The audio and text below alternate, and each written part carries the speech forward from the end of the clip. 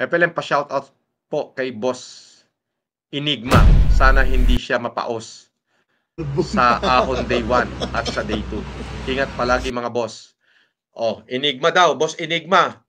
Siglo 12, nandito pa rin. TIU Theater, Makati Central Square. Namatayan tayo ng kuryente. Tanga na si Kira, minapakan niya yung kable. May sisisihin kayo. Oh, wag kang mapapaos, Enigma ha. Pakyo ka talaga eh. Food Genius, yung mga viewers mo, paano nyo naloko? Yung FB ginawa nyong monopolyo.